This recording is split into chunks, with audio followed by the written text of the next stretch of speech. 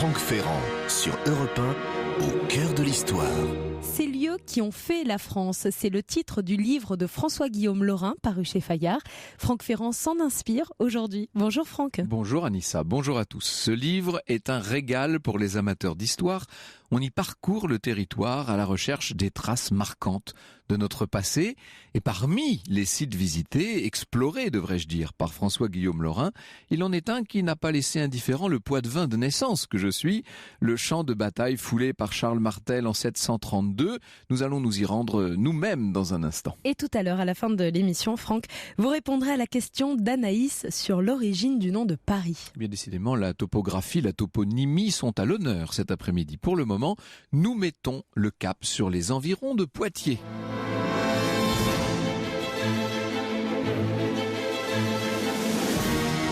Au cœur de l'histoire, au cœur de l'été, 7 jours sur 7 sur Europe 1.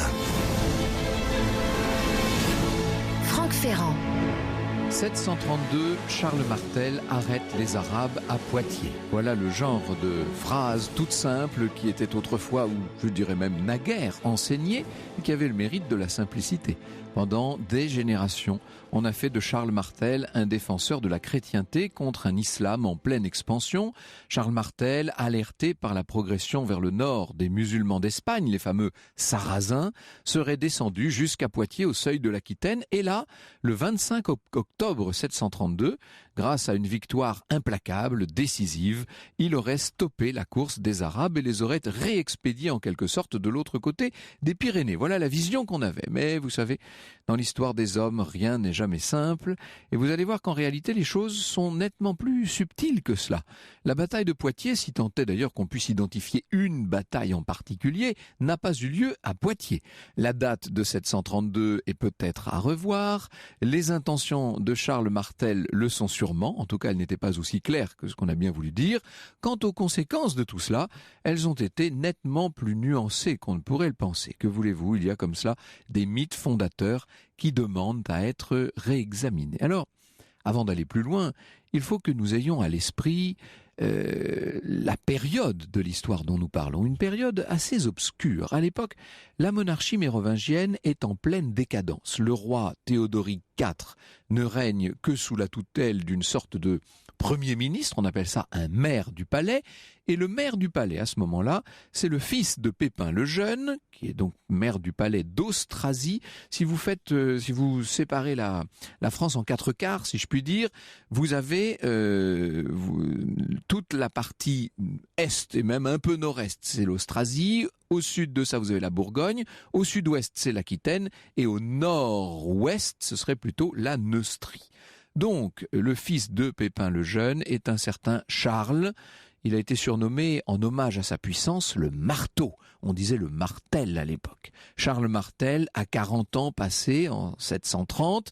C'est un homme de pouvoir avisé, très ambitieux, qui non seulement vise à la réunification des royaumes francs de Neustrie, d'Austrasie et de Bourgogne, donc, c'est-à-dire les 3 quarts de notre actuelle France, mais qui lorgne déjà en direction de l'Est, de l'Alémanie, en direction de la Frise au nord et surtout au sud-ouest de la riche et puissante Aquitaine. Or, ce qu'il y a de nouveau pour les Francs en ce début de 8e siècle, c'est qu'au-delà de l'Aquitaine, du côté de l'actuelle Espagne, se manifeste un nouveau conquérant très actif, le fameux Sarrasin. Ce terme de Sarrasin est dérivé du latin Sarraceni, qui lui-même vient du Sarrakenoi grec, et qui veut dire tout simplement les Arabes. Il faut vous dire que les Grecs pensaient à tort que les Arabes descendaient d'Ismaïl par Sarah, d'où ce nom de Sarrakenoi qui a donné les Sarrasins. On les appelait les Maures aussi, ça vient du grec Mauroi, qui veut dire les hommes à peau sombre.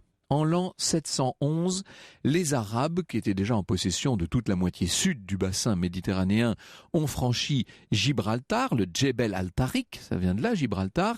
Ils ont conquis la péninsule hispanique à la vitesse d'une cavalerie au galop. Les musulmans donnent à toutes ces nouvelles conquêtes de l'autre côté du Djebel, du détroit, ils vont leur donner le nom d'Al-Andalus, c'est-à-dire le pays des Vandales. Ils n'ont pas oublié que 2 siècles et demi plus tôt, les Vandales étaient venus ravager tout le sud de la Méditerranée, tout le Maghreb. En fait de Vandales, les Espagnols de l'époque ne sont en fait que des Visigoths. Il faut imaginer ces seigneurs visigoths, ces seigneurs chrétiens complètement décadents à l'époque. Les populations en ont tellement assez de ces seigneurs qui font à peu près tout et n'importe quoi, qu'on va les voir accueillir la conquête arabe en partie comme une délivrance. Et ce d'autant plus que, selon les habitudes du conquérant musulman, les habitants vont pouvoir conserver non seulement leurs biens, mais leurs juges, leurs percepteurs, même leurs prêtres, qu'ils soient chrétiens ou juifs. Très vite, les 5 provinces arabes d'Espagne vont prospérer dans des proportions inouïes. Il semble que la culture musulmane ait trouvé dans cette Andalousie un climat idéal pour elle. Un gouverneur arabe va jusqu'à écrire au calife de Damas à cette époque: ce pays, il parle d'Al-Andalus, il parle de l'Hispanie arabe, ce pays vaut la Syrie par la douceur du climat et la pureté de l'air, le Yémen par la richesse du sol, l'Inde par les fleurs et les parfums, Aden par les ports et par les beaux rivages.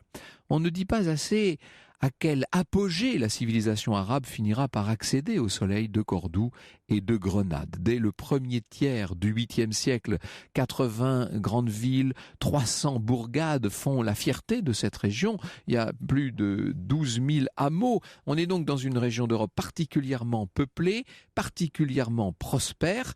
Or, très vite, aux 5 provinces d'Espagne, vient s'en ajouter une 6e, de l'autre côté des Pyrénées, entre les Cévennes et les Corbières, ce qu'on appelait la Septimanie. Pourquoi la Septimanie ? C'était le nom de la 7e légion romaine qui avait occupé cette province naguère. Après leur défaite face à Clovis, les Visigoths avaient renommé la région Gothie. Ils avaient installé un temps leur capitale à Narbonne. Eh bien, en 730 de notre ère, 112e année de l'Hégire, le calife de Damas place à la tête des 6 provinces arabes d'Espagne et de la Septimanie un guerrier d'exception, Abderrahman el-Khaliq Fiqi. C'est ce Abderrahman dont nous allons parler maintenant.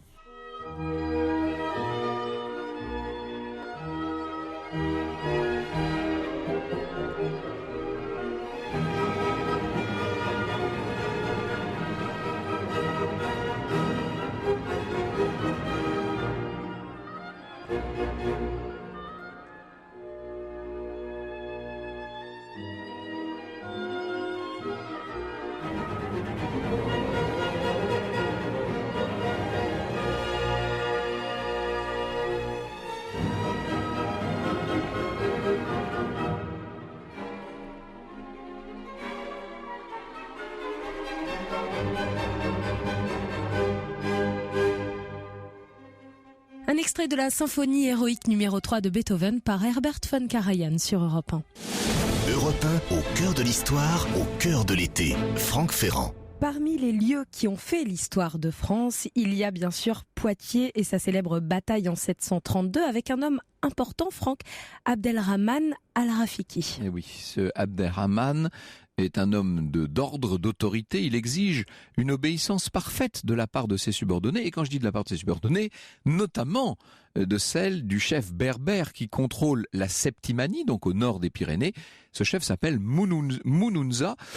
C'est un drôle de personnage qui va jouer un rôle déterminant dans notre affaire. Il faut savoir qu'il était en concurrence avec Abderrahman pour l'émirat de Cordoue et que le calife l'a beaucoup déçu en lui préférant son rival. Depuis, il ne rêve que de vengeance. Il attend son heure pour détrôner Abderrahman et pour aller s'emparer du pouvoir à Cordoue. Évidemment, vous imaginez bien que l'autre n'ignore rien des menées de celui qui doit être théoriquement son subordonné.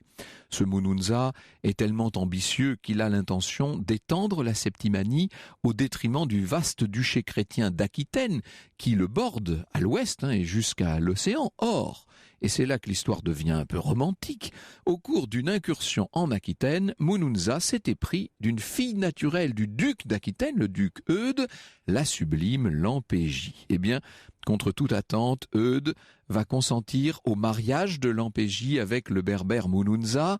Dans l'esprit du duc d'Aquitaine, il s'agit sans doute de désarmer un peu ces Sarrasins. Il ne fait pas trop la distinction, lui, entre ceux qui dépendent de Mounounza et ceux qui sont directement rattachés à Abderrahmane.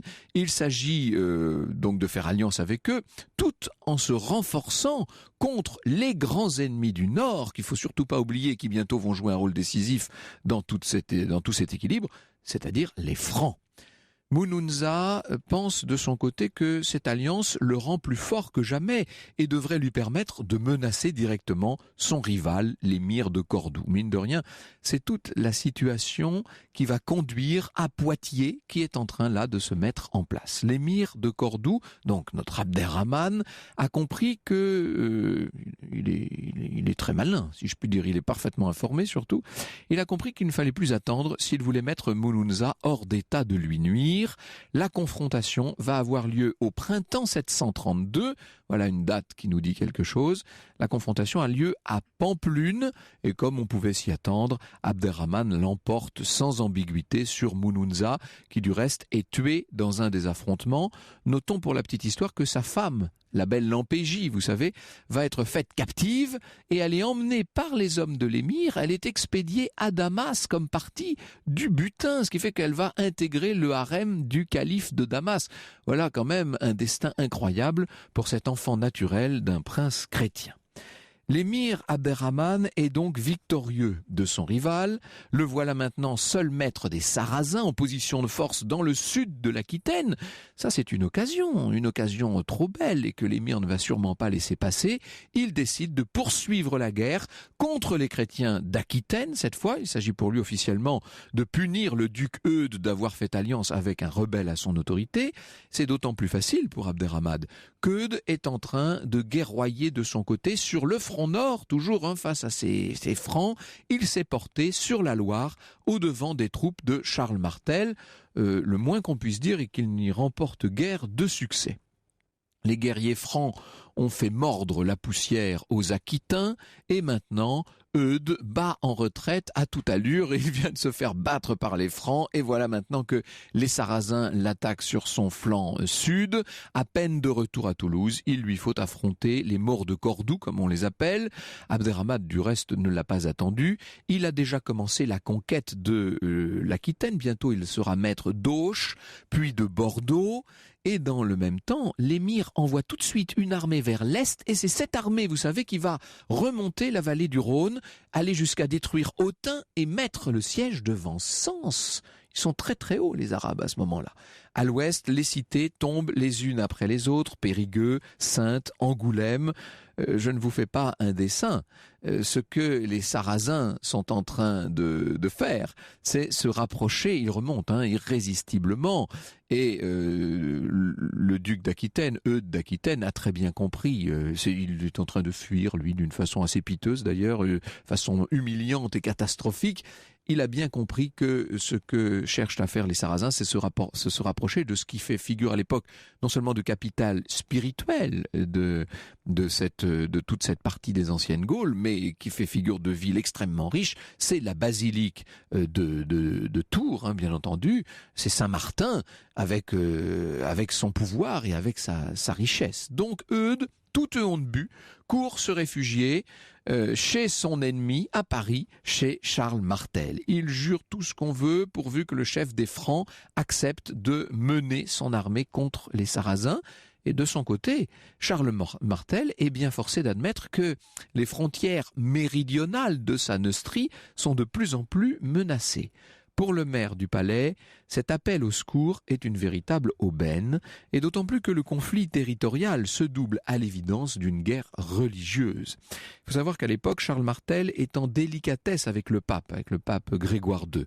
Et il se dit qu'une victoire contre l'émir de Cordoue aplanirait bien des difficultés sur ce chapitre. Charles a pris sa décision, il va se faire le bras armé du Christ, en même temps que le champion des Aquitains, ce qui n'est pas ce qui n'était pas du tout une évidence.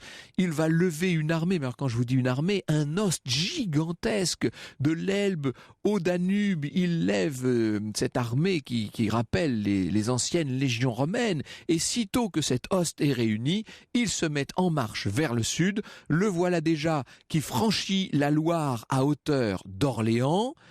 Que sait-il à ce moment-là des intentions de l'émir de Cordoue?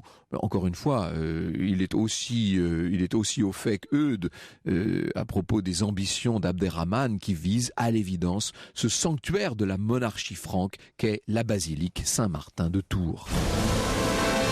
Sur Europe 1, au cœur de l'histoire, au cœur de l'été, revient dans un instant. Europe 1, au cœur de l'histoire, au cœur de l'été. Franck Ferrand. Et aujourd'hui, jusqu'à 15h sur Europe 1, nous nous intéressons à ces lieux qui ont fait l'histoire de France, et notamment Poitiers, ou plutôt entre Poitiers et Tours en 732, Franck. Exactement, et pour Charles Martel, il n'est pas question de perdre une heure, il doit être à Tours avant les Sarrasins. L'armée franque avance à marche forcée, elle passe au niveau de l'actuelle Amboise, elle met le camp devant Tours, qui à l'époque est encore intact, et puis la voie étant libre, eh bien Charles descend un peu plus vers le sud, il dépasse Ingrandes, et il semble qu'il établisse son camp. Je dis il semble, parce qu'on ne peut pas l'affirmer absolument, probablement au nord de Poitiers, entre la Vienne et le Clin. Les Sarrasins, eux, ont déjà atteint Poitiers. Ils ne sont pas entrés vraiment dans la ville, parce qu'elle était fortifiée très efficacement, mais ils ont mis au pillage la basilique Saint-Hilaire-le-Grand, qui se trouvait à l'époque hors les murs. Ils ont incendié tout ce faubourg de Poitiers, qu'on appelle le faubourg de la Tranchée. Après cela, ils ont appris l'arrivée imminente des Francs, c'est-à-dire qu'ils se sont remis en marche, et voilà maintenant ces deux armées de plusieurs dizaines de milliers d'hommes, à l'époque c'est considérable, ces deux armées prêtes à s'affronter. Nous sommes à la veille de ce qu'on appellera la bataille de Poitiers, et qui dans les chroniques de France entrera comme un symbole de la résistance chrétienne face à l'invasion musulmane. Alors c'est ici que je vais citer François-Guillaume Lorrain, parce que l'historiographie, c'est-à-dire la façon qu'on a eu de raconter cette bataille, a beaucoup évolué avec le temps. Il faut vous dire que pendant très longtemps, on n'a fait aucun cas de cette bataille de Poitiers. Les Capétiens ont repris la main, nous dit François-Guillaume Lorrain. Pourquoi ferait-il l'apologie du fondateur de la lignée qu'ils ont supplanté? L'Église s'en mêle aussi, les ecclésiastiques ne pardonnent pas à Charles Martel, un bâtard, ses violences présumées sur les évêques et leurs biens. On ne s'attire pas impunément les foudres d'une institution qui tint longtemps les registres de l'histoire. Bien plus tard, Voltaire en voulut aussi à Charles pour d'autres raisons, exposées dans son essai sur les mœurs. Sous les Lumières, le barbare n'est plus celui que l'on croit. Les rustres se trouvent chez les chrétiens et non chez les musulmans, dont la civilisation au 8e siècle est jugée bien plus avancée. Selon le prophète de Ferney, donc selon Voltaire, Poitiers fut une régression. Il faudra attendre Chateaubriand pour que la bataille reprenne du poil de la bête. Dans son génie du christianisme, François-René se laisse aller à quelques élans lyriques sur ce chant où Dieu était de notre côté, dixit Chateaubriand. Pour lui, la chrétienté a été tout simplement sauvée. Ce jour-là, c'est la version qui va prévaloir, disons-le, pendant une grande partie du 19e siècle. Guizot parle de la lutte de l'Église contre le Coran. Il nous dit même que la civilisation du monde dépendait de l'issue de cette bataille. Ce à quoi Anatole France refuse absolument de souscrire. Lui, au contraire, prend le contre-pied. En fait, je vous l'ai dit, les sources concernant la bataille de Poitiers sont des sources tardives, lacunaires, sujettes à caution, à tel point que certains auteurs contemporains, je pense à Emmanuel Berle, ont tout simplement estimé que cette bataille de Poitiers n'avait pas eu lieu du tout. J'avais à ce même micro présenté il y a quelques années un ouvrage de Nasser el-Boutamina qui reprenait la même idée et qui expliquait qu'en fait on avait postérieurement au XIe et XIIe siècle synthétisé dans une bataille de Poitiers ce qui était en vérité une collection d'escarmouches entre Charles Martel et les Sarrasins, mais même, nous disait Boutamina, entre Charles Martel et les Aquitains qui souvent ont surtout fait les frais de sa puissance et de ses ambitions et de son appétit territorial. territoriale. C'est une des hypothèses. Il y a une autre hypothèse qui prévaut actuellement chez les historiens et je m'empresse de dire que je n'y crois pas à celle-là. On nous dit que les Arabes avaient simplement l'intention de faire une razzia. Ils avaient pris Bordeaux, ils voulaient attaquer Tours pour s'enrichir en quelque sorte et faire demi-tour. Je regrette, mais lorsqu'on voit ce qu'était le plan d'attaque général d'Abderrahmane, lorsqu'on voit les différentes armées qu'il envoie notamment dans la vallée du Rhin pour remonter, vous avez vu, je vous l'ai dit, jusqu'à Sens, il est quasiment impossible de croire à cette théorie de la razzia. Pardon messieurs, mais moi en tout cas, je n'y crois pas. Ce qui est certain, c'est que la bataille va demeurer très incertaine, très nébuleuse. Vous comprenez que j'ai beaucoup de questions à poser à François-Guillaume Laurin. Il nous dit, et ce n'est pas le moindre des paradoxes, que cette bataille de Poitiers n'a pas eu lieu à Poitiers. Ça, on en est certain en tout cas. Étrange destin, nous dit-il, que cette ville associée à des combats qu'elle n'aura pas connus mais aimantés, le sang a coulé à l'ouest, au sud et au nord-est. Et oui, c'est vrai que la première bataille, celle de 504 avec Clovis, a eu lieu à Vouillers-la-Bataille, donc à l'ouest de Poitiers.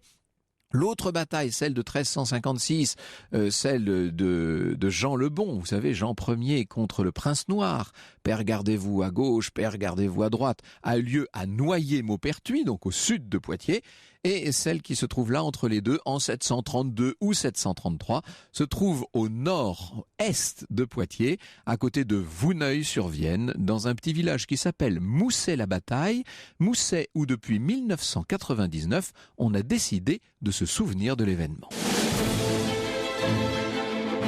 Bonjour François-Guillaume Laurin. Bonjour. Merci beaucoup d'être avec nous. Alors on va parler un tout petit peu de Poitiers et puis de tout le reste parce que le moins qu'on puisse dire est que votre livre est très riche. L'histoire sur Europe 1, c'est avec Franck Ferrand. Europe 1, au cœur de l'histoire, au cœur de l'été. Franck Ferrand. Et aujourd'hui, nous nous baladons à travers ces lieux qui ont fait l'histoire de France, ces lieux qui ont fait la France. C'est un livre signé François-Guillaume Laurin, romancier et grand reporter au Point, où vous êtes également responsable de la rubrique Histoire et c'est votre invité, Franck Ferrand. Alors, il faut dire, François-Guillaume Laurin, que comme pour d'autres batailles, et on pense forcément à Alésia, mais pas seulement, on n'est pas tout à fait certain du site où s'est déroulée la fameuse bataille de l'automne 732 que certains placent en 733. Il y a même des historiens qui disent 739. Bref, on a beaucoup parlé de Ballon-Miré, notamment juste à côté de Tours. Vous dites que c'est probablement Mousset quand même. Hein. Oui, mais du fait du problème de localisation pendant très très longtemps, du coup, comme il n'y a pas de lieu, le symbole a pu envahir en fait. Du coup, cette bataille a été récupérée un peu par tout le monde. Vous arriviez au 19e siècle, la République au moment où elle colonise l'Algérie, elle reprend. Elle recommence. Puisqu'il s'agit de battre à nouveau les Arabes. Et puis au 20e siècle, la résistance pendant la guerre, il y a un groupe qui s'appelle Charles Martel, mais aussi l'OAS après dans les années 60, un groupe d'extrême droite terroriste dans les années 70, les socialistes au moment d'arrêter les magnétoscopes japonais, c'est le plan douanier 732, Bruno Maigret. Donc il n'y a pas de lieu, donc on peut se servir. Et puis, comme vous le disiez, arrive 1999 où localement, et d'ailleurs c'était une constatation moi que j'ai fait en faisant ce livre, c'est la puissance et le besoin aussi de cette mémoire locale dans toutes les provinces de France. Il y a une association, une mairie qui décide, je crois à bon droit, de dire voilà, c'est ici, on va construire un lieu. On est donc dans le triangle entre Le Clin et la Vienne. Le Clin et la Vienne, et donc on va faire un musée en plein air, assez œcuménique, où on réconcilie. Oui, alors, vous dites assez œcuménique, le moins qu'on puisse dire est qu'il a suscité beaucoup de critiques ce site. Moi j'ai reçu des centaines, je crois que le mot n'est pas trop fort, de mails, de demandes, de lettres, etc. en me disant mais aller sur place c'est scandaleux, etc. Alors je suis allé sur place, j'ai trouvé ça un peu étrange, je vous le dis, mais pas scandaleux. C'est-à-dire que ce à quoi on n'est pas habitué, c'est que l'islam est mis en valeur, disons, sur un site où l'on penserait qu'a priori, on va faire tout le contraire. Mais c'est très bien, on n'est plus dans la vision antagoniste, on a la chrétienté contre l'islam. Et moi, le hasard du reportage, le hasard du documentaire, quand j'y suis allé pour rencontrer le maire de Mousset-la-Bataille, c'est que les seuls visiteurs, ça a été des 8 doctorants algériens qui sont en échange à Poitiers et qui ignoraient d'ailleurs ce passage de leur histoire. Et j'ai pu discuter avec eux. Disons que c'est un lieu explicatif, mais qui permet au moins de débattre. Après, il y a beaucoup de rencontres qui sont organisées. Il y a le couscous qui voisine avec le chabichou. Voilà, dont donc, on dit d'ailleurs le chabichou qui qu'il aurait une origine arabe. Mais vous savez, moi qui viens de Poitiers, je peux vous dire qu'il y a beaucoup de Morins, de Moreau, de Morisset, de Morisseau dans la région. Parce qu'on a dit que Charles Martel avait fait beaucoup de prisonniers, ça c'est certain, et donc les avait essayé de les tuer à petit feu en les lâchant dans les marais. Ils sont pas tous morts, ils ont époussé des filles locales, et donc il y a une descendance. En tout cas, ce qu'on doit pouvoir dire à minima, c'est qu'en essayant peut-être, en s'essayant à l'œcuménisme, les personnes qui ont réalisé ce centre d'interprétation sur place sont peut-être tombées dans un certain nombre de travers du temps. En tout cas, ce site nous en apprend autant sur notre époque que sur la bataille de 732. Voilà, on doit pouvoir dire ça. Est-ce qu'il y a du côté de Ballon-Miré ou ailleurs des gens qui se réclament de Plus Poitiers? mollement, on sent que les arguments sont moins convaincants et donc que là Moussé-la-Bataille a un net avantage qu'il pousse, parce que c'est une manière aussi de faire vivre la région, d'essayer de faire vivre près du Futuroscope, ce qui est très difficile. Bien sûr. Donc ils ont un peu de mal. Alors ce qui est passionnant dans votre livre, ça c'est un ouvrage comme on les aime, c'est que vous faites des reportages en vérité. Oui. Vous ne vous contentez pas de nous raconter les différents lieux qui ont fait l'histoire de France. Vous allez sur place, vous nous racontez le temps qu'il fait, les gens que vous rencontrez, les découvertes que vous êtes amenés à faire. Ça c'est passionnant, c'est une enquête qu'on fait à vos côtés. Oui, le livre est un peu né d'une visite un jour à Retonde, le musée de la Clairière que tout le monde connaît. La Clairière où ont été signés les deux armistices de 1918 et je vois dans une vitrine les deux rampes et une enseigne du vrai wagon. Et puis donc on nous explique que c'est le faux wagon. Oui. Qu'on voit. Et tout, parce que le vrai a été détruit à Berlin, si je m'abuse. En Thuringe, pardon, et on a toujours dit que c'était les nazis qui avaient détruit ce wagon. Et en discutant avec le directeur du musée, je suis après allé en Allemagne et je me suis rendu compte qu'en fait, un lieu, on a tous fait cette expérience. C'est-à-dire, quand on va dans un lieu d'histoire, l'histoire est passée. On arrive toujours trop tard. Ouais, ça. Donc, il reste plus ou moins des vestiges, des traces, et on se pose des questions. Autre exemple, Don Rémy. Vous arrivez devant l'église, on vous dit que c'est l'église de naissance de Jeanne d'Arc. On vous dit que c'est l'église où elle était baptisée. Vous avez la maison, on vous dit que c'est la maison. Mais est-ce que c'est vraiment la maison? La basilique en haut, énorme, une sorte de Sacré-Cœur dans la Meuse. Et vous avez plein de questions. Pourquoi? Comment? À quel moment? Et voilà, c'était le principe de ce livre. J'adore l'histoire, évidemment. Je suis aussi romancier, obsédé par les traces. Marignan?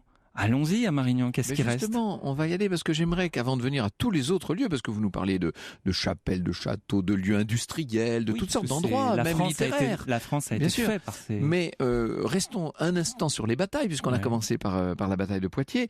Alors, vous êtes sorti du territoire pour aller à Marignan. Il reste pas grand-chose à Marignan, faut expliquer ce que c'est qu'aujourd'hui Melegnano. Non, alors Marignan, c'est la grande banlieue commerciale de Milan. Avec un centre commercial terrible. Alors la seule chose française qui existe, le seul témoignage, c'est un carrefour. Ben voilà, oui. Et sinon, quand même, à l'entrée du cimetière d'une grande ville, parce qu'il faut expliquer aussi que la bataille de Marignan n'a pas eu lieu à Marignan, que de toute façon Marignano ce n'est que la déformation de Melegnano, recopié le soir de la bataille par François Ier.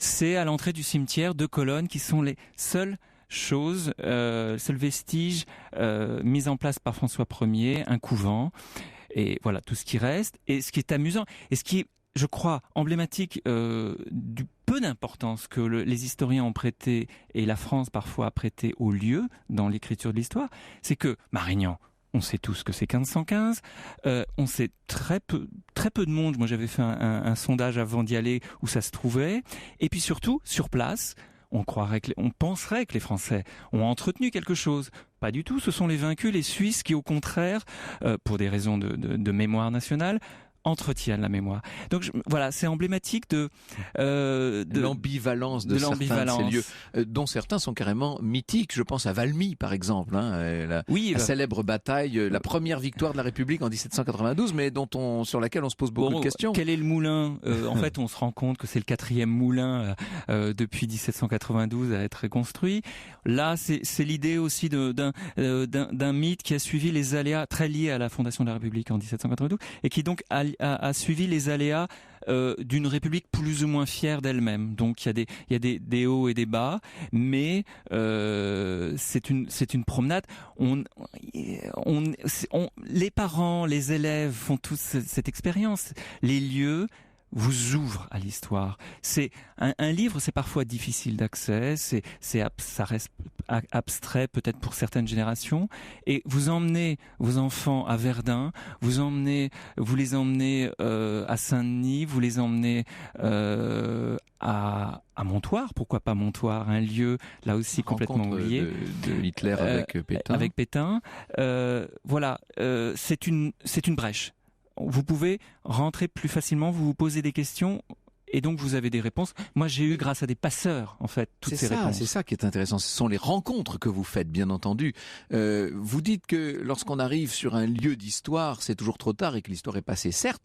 Mais ce qui est extraordinaire, c'est que certains lieux ont un pouvoir d'évocation et que petit à petit, on a l'impression, pour peu qu'on ait un peu d'imagination, et vous, le romancier, n'en manquez certes pas, on a l'impression petit à petit de voir renaître peu à peu des événements qui ont tellement imprégné les lieux et les consciences, bien entendu, qu'ils sont en quelque sorte éternels. Ils ne sont ni du passé ni du futur, ils sont en quelque sorte. Et certains lieux sont des lieux marqués, sont des lieux magnétiques. Ce sont eux que vous avez choisi de nous faire visiter dans cet ouvrage qui s'appelle « Les lieux qui ont fait la France » chez Fayard. Alors, on peut dire évidemment qu'il y a beaucoup de batailles. D'ailleurs, vous allez sur le site de la bataille des champs cataloniques qu'on a complètement perdu, etc.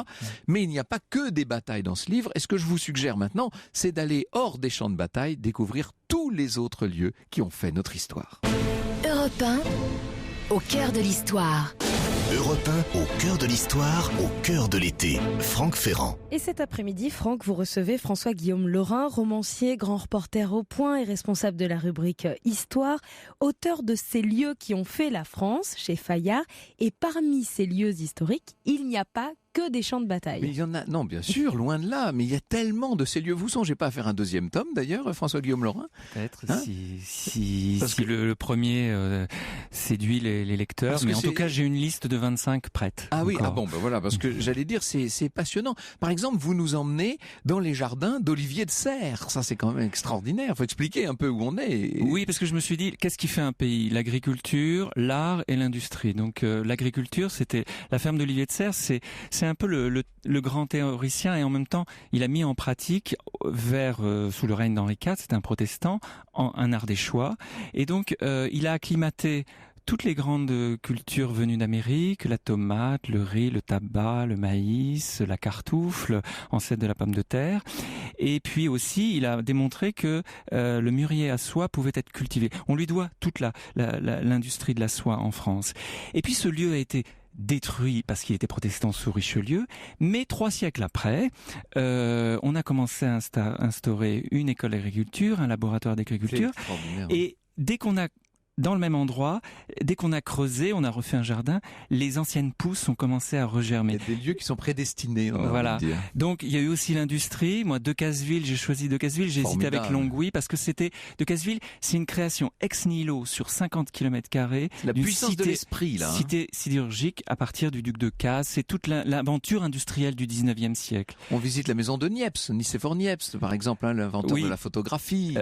C'est une histoire incroyable parce que j'ai rencontré là, cette fois-ci, le directeur d'une école de photographie parisienne qui a retrouvé cette maison où Niepce, pendant des années, a élaboré les premières photographies. Et la première photographie, qui a un destin incroyable, a été prise de cette fenêtre, de cette maison. Et il a tout remis en place. C'est un endroit Saint-Loup-de-Varennes, au sud de Châlons, que je vous conseille de visiter également. Alors, il y a des lieux absolument emblématiques, incontournables de l'histoire de France. Vous avez parlé de la maison de naissance de Jeanne d'Arc à Domrémy, ça évidemment. Il y a l'épicerie, l'épicerie Sauce, où a été arrêtée la famille royale sur la route de Montmédy en 1791, à Varennes. Oui, il reste pas grand-chose à Varennes. Varennes, c'est un lieu paradoxal, c'est-à-dire tout a été détruit par la Première Guerre mondiale. Oui.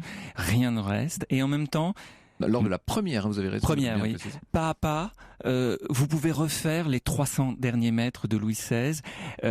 Donc il y a quelque chose, là vous parliez des fantômes du passé. On est dans un endroit fantomatique. Et en même temps, on est aussi, et c'était cette rencontre avec un maire qui se bat comme beaucoup de gens aujourd'hui, beaucoup d'élus, avec des problèmes d'aujourd'hui. Et donc, moi, ce que je voulais faire toujours, c'était un mélange entre la France d'aujourd'hui et mon côté un petit peu rouletabille, je vais sur les traces du passé. Mais je recueillais aussi les témoignages de ces gens qui entretiennent, mais aussi ne pensent pas qu'au passé. Alors ça, c'est pour les sites, je dirais, connus. Vous nous parlez de Maillet aussi, hein, évidemment, village martyr. Moins connu, parce que je l'appelle l'autre Oradour-sur-Glane, parce que ce qui m'intéressait souvent, c'était de savoir comment on vit avec l'histoire, comment les habitants vivent avec l'histoire, comment à Montoire, lieu de la rencontre entre Hitler et Pétain, on vit avec cette honte. Et vous faites parler les gens, hein, c'est ce qu'il faut dire. Oui, je vais voir les commerçants, je vais voir un guide, je vais voir des gens qui sont encore témoins de 1940, qui étaient jeunes à l'époque. Comment on vit avec la honte qui vous est tombée sur la tête, vous n'aviez rien demandé. Maillet, c'est évidemment le massacre, et comment on vit avec la mémoire de ce massacre, à l'inverse de Oradour-sur-Glane. Ils ont reconstruit tout de suite, ils n'en ont pas parlé, mais la mémoire revient 60 ans après.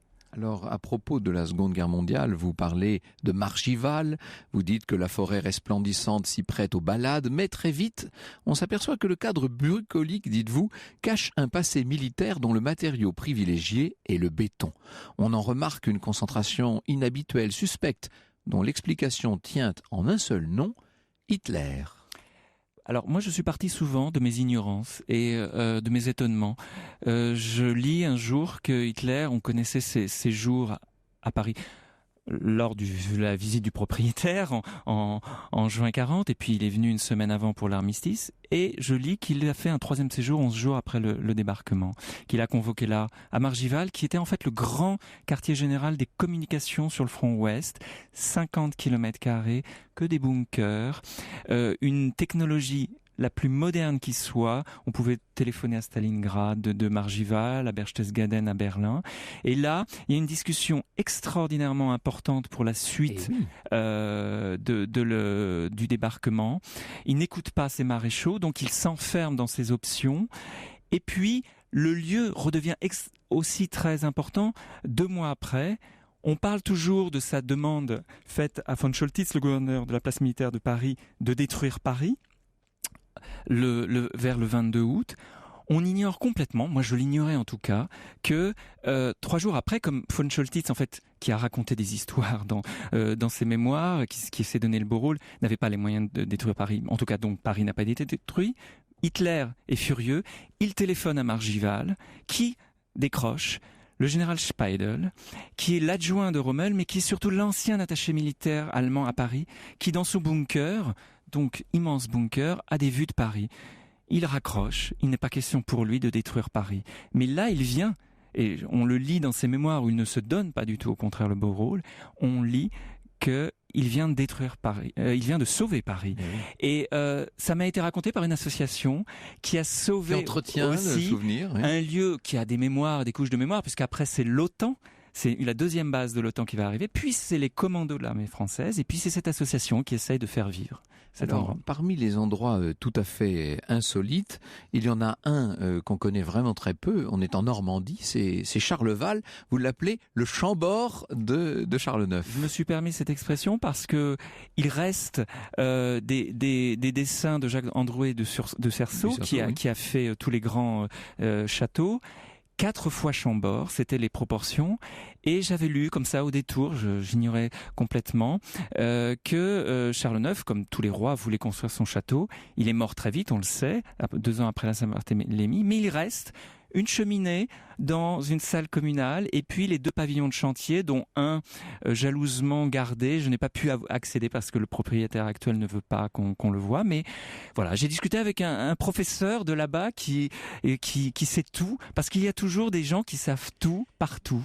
C'est ça la constatation que j'ai faite. Il y a beaucoup de trésors et de lieux très connus dans notre patrimoine, mais il y a aussi beaucoup de lieux inconnus, et notamment de ces châteaux avortés ou abandonnés. Je pense à Monceau, enfin il y en aurait des quantités. Ou les Tuileries reconstruites en Corse. Par exemple. Ça, c'est une histoire que je voulais explorer. Un pavillon des Tuileries. 2 pavillons, et pas n'importe quoi, Delorme et Vollard, qui ont été rachetés en 1882, lorsqu'il y a eu la vente aux enchères. Par qui ? Par la grande famille corse ennemie des Bonaparte, les Pozzo di Borgo, pour ressusciter le village anciennement détruit au XVIe siècle au-dessus d'Ajaccio.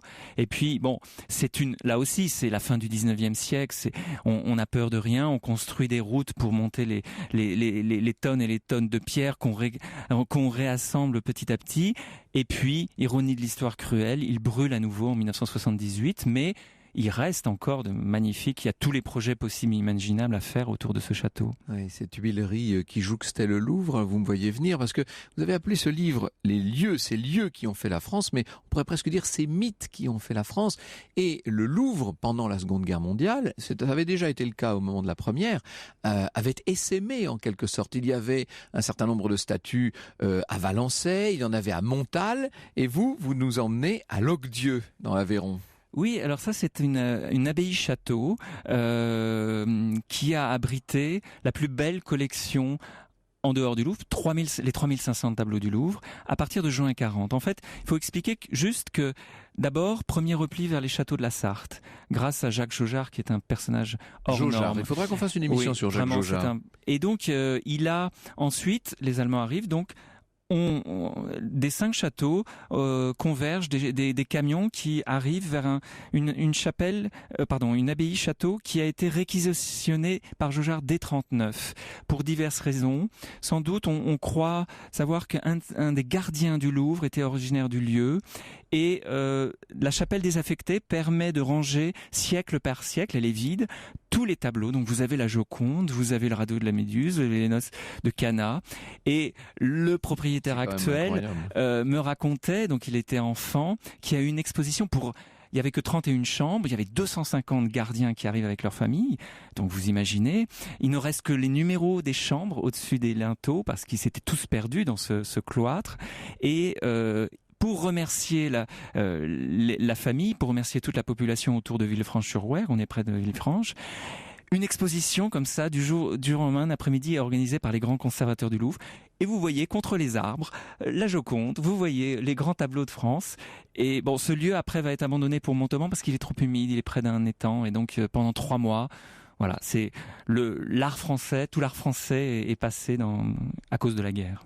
Il nous reste 1 minute et j'aimerais terminer par une devinette, François-Guillaume Laurin.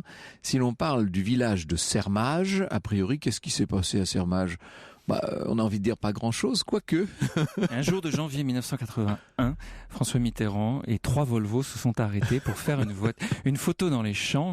Les habitants de Sermage n'étaient pas au courant, ils sont repartis et quelques semaines après, sur les murs de France, c'est près de Château-Chinon, voilà, oui. Ville mitterrandienne s'il en est, et quelques semaines après, sur tous les murs de France, il y avait le village de Sermage. J'ai retrouvé Jacques Séguéla avec le slogan La force tranquille. La force tranquille et son assistante qui avait trouvé l'idée du village, et ça c'est une découverte que j'ai faite, en chinant aux puces, en trouvant un calendrier du maréchal Pétain. Ça ne s'invente pas quand même. C'est le retour du refoulé. Et c'est ça, la France éternelle d'une certaine manière. Voilà, exactement. François-Guillaume Laurin, ces lieux qui ont fait la France, nous n'avons fait vraiment qu'effleurer la matière. Vous avez fait beaucoup mieux. Vous êtes allé sur place, vous avez rencontré les gens, vous nous faites vibrer au rythme de toutes ces époques, de tous ces mythes et de tous ces terroirs également, parce que c'est un livre de terroirs. Ces lieux qui ont fait la France, c'est édité chez Fayard. Europe 1. Au cœur de l'histoire. Dans un instant, Franck Ferrand vous répondra à la question d'Anaïs qui vous demande aujourd'hui pourquoi notre capitale s'appelle Paris et surtout depuis quand. Sur Europe 1 avec son titre Au fur et à mesure. Europe 1, au cœur de l'histoire. Retour aux origines. Et aujourd'hui, Franck, c'est une question d'Anaïs via la page Facebook de l'émission. Pourriez-vous nous dire pourquoi notre capitale s'appelle Paris et depuis quand ? C'est assez simple. Ce nom de Paris vient du peuple celte des Parisii, qui s'est installé là à peu près au IIIe siècle avant notre ère et qui a fortifié la ville, qui va l'appeler Lutèce. Alors je ne vais pas entrer là maintenant dans une polémique supplémentaire qui est celle de l'emplacement de la Lutèce gauloise. On sait absolument où était la Lutèce romaine. Cette Lutèce romaine, elle est fondée en 52 avant notre ère, au moment de la dernière campagne de la guerre des Gaules par le principal lieutenant de Jules César, qui s'appelle Titus Labienus, et qui vient mater un soulèvement. Et l'on sait que dans la foulée, dans la suite, les Romains vont installer au sud de l'île de la Cité, et avec une emprise jusqu'à l'île de la Cité, la ville romaine de Lutèce. Est-ce que cette ville romaine de Lutèce se trouve à l'emplacement exact de la ville celtique? Ça, c'est une autre histoire. Vous savez que certains pensent qu'en fait, il faut aller chercher l'ancienne Lutèce plutôt du côté de Nanterre. Les 2 ou 3 dernières fois que j'ai eu l'occasion de parler de ça à ce micro, ça m'a valu toutes sortes de problèmes.